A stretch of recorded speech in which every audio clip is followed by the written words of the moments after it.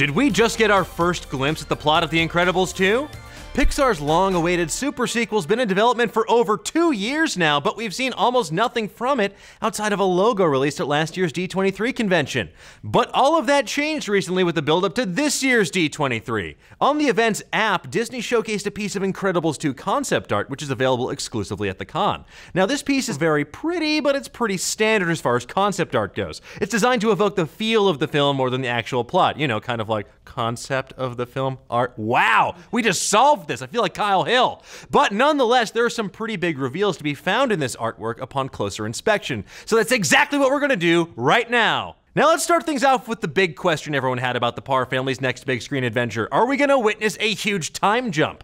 Pixar has been busy sequelizing some of their most beloved films over the last few years, and in most cases, there's been pretty dramatic plot advancement taking place. The Toy Stories took us from Andy as a kid to Andy as a young adult. Cars raced from the start of Lightning McQueen's career to his retirement. And Monsters, Inc. actually traveled backwards in time to show us Mike and Sully's college years. So what about The Incredibles? Well, it appears that despite the decade and a half between the films, The Incredibles 2 is going to be picking up exactly where The Incredibles left off. Like maybe right where it left off. As you probably remember, the first movie ended with the family about to charge into battle with the newly unearthed supervillain, the Underminer.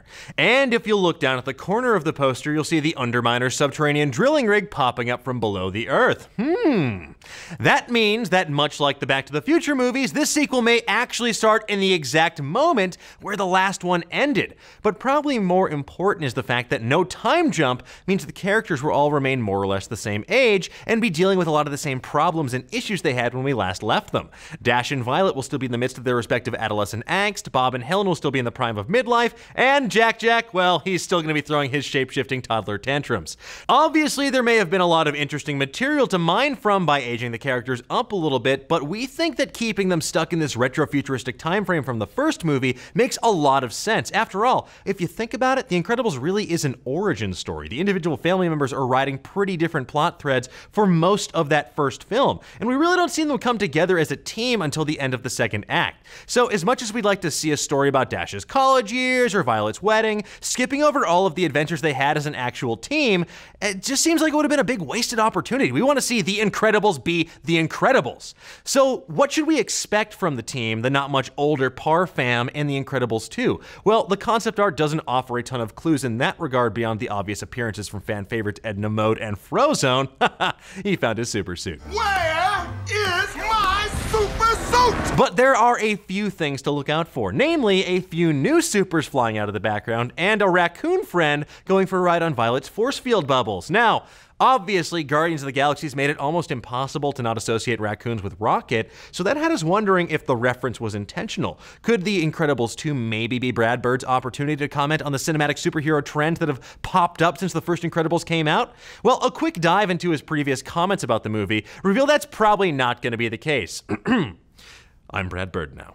There were only 2 other superhero franchises at the time The Incredibles came out, said Bird in a recent interview. Now there are 400 billion of them. What you don't want to do is trot over the same turf in the same way everyone else is. So we're trying to keep it focused in the area that our film was, which was a little bit more about characters and relationships. That was a flawless Brad Bird.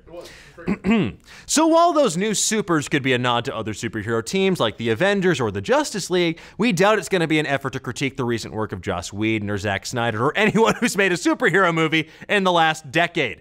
And that raccoon, well, he's probably just the new family pet and won't be seen hijacking any space rigs or stealing batteries that really don't belong to him in the first place, even if they were a bunch of douchebags.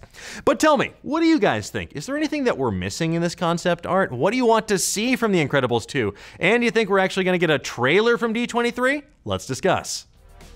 Now, if you like this story, be sure to check out Nerdist News Talks Back. It's our live daily show where we chat about the biggest stories of the day, we interact with fans, and take turns to attempt to troll Jessica Chobot. It's harder than you might expect. Happy birthday, Jess. Don't eat the cake.